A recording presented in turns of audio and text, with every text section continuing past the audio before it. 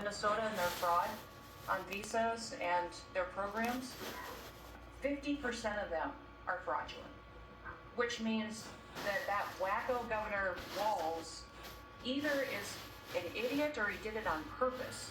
And I think he's bold, sir.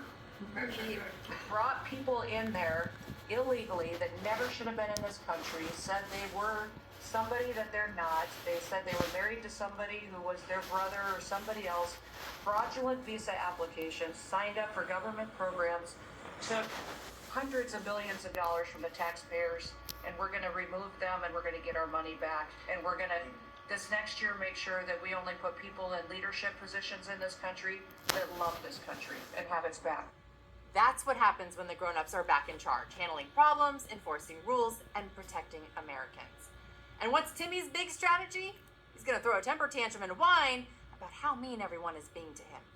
Look, Donald Trump insulting me is a badge of honor for me, but I think we all know, as both as an educator for a couple decades and as a parent, using that term is just so damaging. It's hurtful.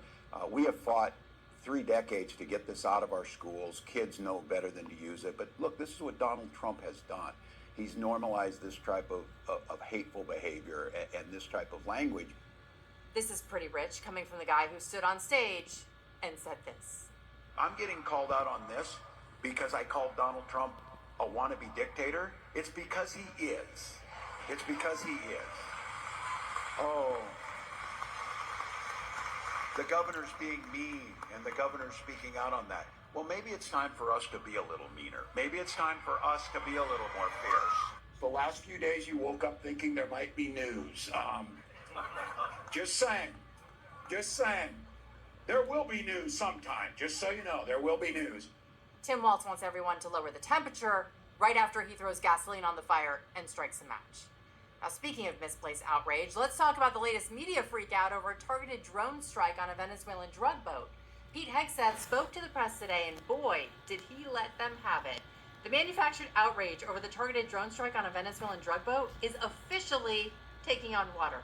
Democrats are now pushing the narrative that Secretary of State War Pete Hegseth ordered an illegal second strike after the first hit left 2 drug traffickers clinging to wreckage. Well, before we get to Hegseth's blistering response, here are the Democrats calling the strike murder and insisting we should have stopped to check their vitals, offer emotional support, and maybe a lawyer. What you're supposed to do under international law, you are supposed to take those fighters as war criminals, prisoners of war, and you're supposed to give them refuge and you